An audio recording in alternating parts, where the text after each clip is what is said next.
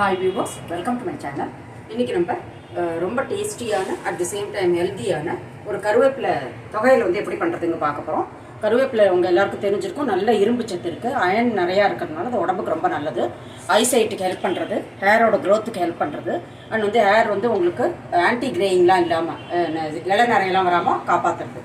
அதனால் வந்து இந்த கருவேப்பிலை வந்து அடிக்கடி நம்ம சாப்பாட்டில் சேர்த்துக்கிறது ரொம்ப நல்லது. இந்த மாதிரி தொகையில் பண்ணி சாப்பிட்டா கொஞ்சம் டேஸ்ட் வந்து கொஞ்சம் நல்லாயிருக்கும், அதனால் எல்லோரும் சாப்பிடுவோம்.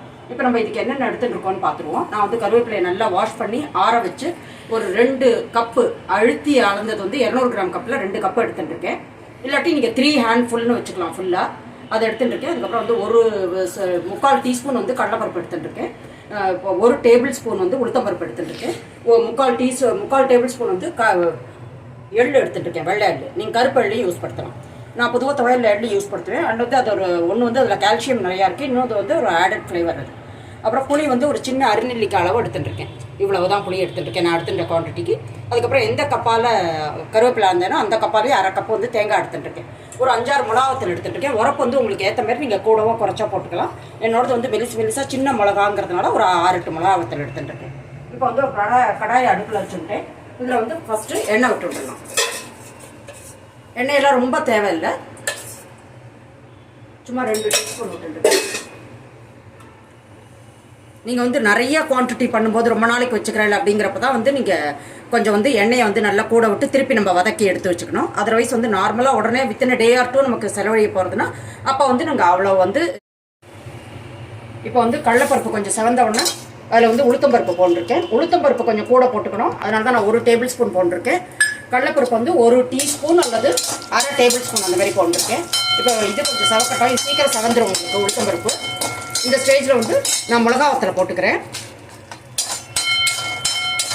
இது கொஞ்சம் செவந்த உடனே நம்ம எள்ளை போட்டுக்கணும். எள்ளு சீக்கிரம் வறுபட்டுரும், அதனால் அதை லாஸ்ட்டில் கலந்துக்கணும். எள்ளு கரிஞ்சிட்டாலோ இல்லை ஜாஸ்தி வறுபட்டாலோ கசப்பு தன்மை வந்துடும், அதுக்காக தான் அதை கொஞ்சம் பார்த்து நம்ம வறுத்துக்கணும். இப்போ நல்ல ஹீட் இருக்கிறதுனால எள்ளு வறுபட ஆரம்பிச்சிடுச்சு.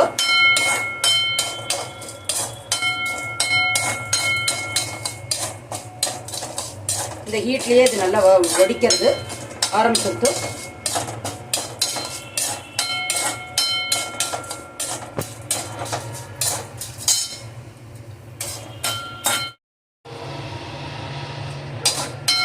இப்போ வந்து எள்ளு வறுபட்டுருது, உளுத்தம்பருப்பு எள்ளு எல்லாம் வறுபட்டாச்சு. இப்போ ஸ்டேஜில் நான் வந்து கருவேப்பிலை போட்டுக்கிறேன். கருவேப்பிலை வந்து கலர் மாறாமல் பச்சை கலரை வந்து ரீட்டைன் பண்ணுற மாதிரி வதக்கிக்கணும். ரொம்ப நேரம் வதக்க வேண்டாம், ஜஸ்ட் ஒரு 2 நிமிஷம் வதக்கினா போதும்.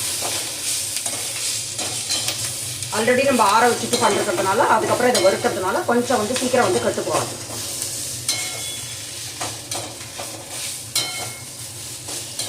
நான் இந்த ஹீட்லேயே வந்து புளியை போட்டுக்கிறேன், அது இன்னும் கொஞ்சம் சாஃப்ட் ஆகிடும், நல்லா அரைப்படும் சீக்கிரம்.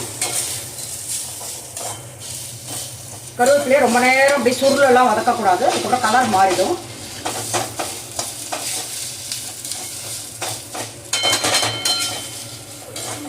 இப்போ வந்து ஒரு 2 நிமிஷம் வதக்கிட்டேன் இதை.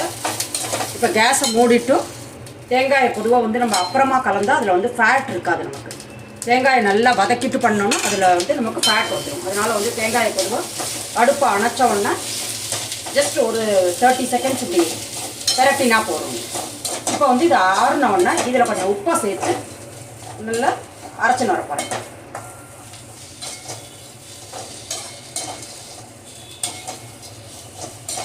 இதில் வந்து தேங்காய் இதெல்லாம் போட்டால் தான் வந்து லைட்டாக கருவேப்பிலை கொஞ்சம் துவர்ப்பு இருக்கும். இந்த தேங்காய் இதெல்லாம் போட்டால் நல்லாயிருக்கும். உங்களுக்கு வேணுன்னா நீங்கள் வெங்காயம் பூண்டெல்லாம் கூட சேர்த்து இதை பண்ணலாம். வதக்கிறப்பயே வெங்காயத்தையும் வதக்கிண்டு பூண்டையும் வதக்கிண்டு பருப்பு வதங்கினோம்னா நம்ம வெங்காயம் பூண்டை போட்டுடணும். அப்புறம் அதை வதக்கிண்டு பண்ணால் அது ஒரு டேஸ்ட் நல்லாயிருக்கும். அண்ட் வந்து உங்களுக்கு வந்து டேஸ்ட் ரொம்ப நல்லா இருந்ததுன்னா எல்லாருமே சாப்பிடுவோம். பொதுவாக கருவேப்பிலை எடுத்து வச்சுருவோம் சாப்பாட்டிலேருந்து. அதை அவாய்ட் பண்ணுறதுக்காக தான் நம்ம இந்த மாதிரி கொஞ்சம் டேஸ்டியாக பண்ணி கொடுக்குறது. இப்போ அது நல்லா வதங்கி எடுத்து இதை வந்து நான் ஒரு கொஞ்சம் ரூம் டெம்பரேச்சரில் வந்தவொடனே உப்பு சேர்த்து இதுக்கு தேவையான உப்பு 1/2 டீஸ்பூன் போட்டால் போகிறோம். அப்புறம் நம்ம டேஸ்ட் பண்ணிவிட்டு திருப்பி வந்து உப்பை கலந்துக்கலாம். இது கொஞ்சம் நல்லா ஆறட்டும், அதுக்கப்புறமா நம்ம அரைக்கலாம்.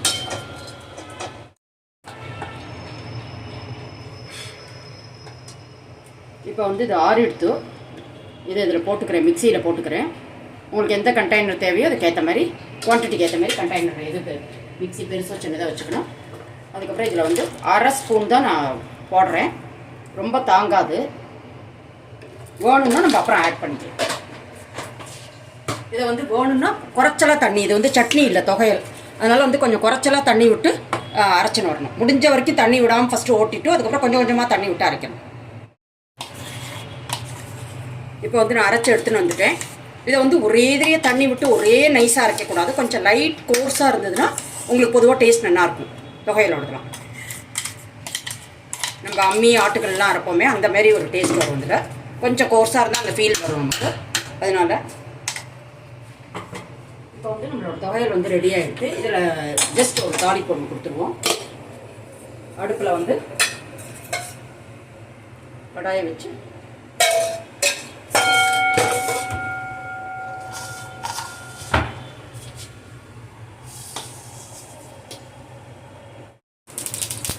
கடுகு வெடிச்சிடுச்சு.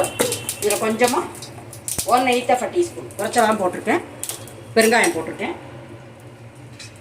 இப்போ வந்து இதை நம்ம துவையல் ஆட் பண்ணிக்கலாம்.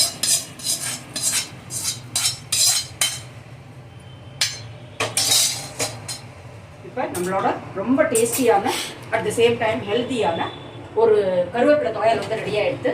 இது வந்து நமக்கு இட்லி, தோசை, சாத்தில் பிசைஞ்சு சாப்பிட்றதுக்கு ரொம்பவே எக்ஸலண்ட்டாக இருக்கும். சாத்தில் போட்டுட்டு நல்லெண்ணெய் விட்டு பிசைஞ்சு சாப்பிட்டா ரொம்ப நல்லாயிருக்கும். அண்ட் வந்து நீங்கள் சாதம் ஏதாவது ஒரு நல்ல கூட்டு பண்ணால் அதோட வச்சுக்கவும் தொகையில் நல்லாயிருக்கும். அண்ட் நம்ம சப்பாத்தி சாப்பிடும்போதும் சைடில் வந்து நமக்கு இது இருக்குது, சப்ஜி ஒன்று இருக்குது, தால் ஒன்று இருக்குன்னா அதில் சைடில் தொட்டுக்கிறதுக்கு அது ரொம்ப எக்ஸலண்ட்டாக இருக்கும். அட் த சேம் டைம் இது ரொம்ப உடம்புக்கு நல்லது. குழந்தைகள் வந்து நீங்கள் பொதுவாக ஜென்ரலாக நம்ம போட்டோன்னா அதை எடுத்து எரிஞ்சிருவா. இந்தமாரி தொகையில் தேங்காய், எள்ளு இதெல்லாம் போட்டுக்கனால நான் ரொம்ப டேஸ்டியாக இருக்குது. இந்தமாரி பண்ணி கொடுத்தா அவள் கட்டாயம் சாப்பிடுவாள். அதனால வந்து இந்த ரெசிபியை கட்டாயம் பண்ணி பாருங்க.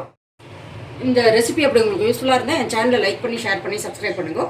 மீண்டும் ஒரு நல்ல ரெசிபியோடு நான் உங்களை மீட் பண்ணுறேன். Until then take care. Thank you.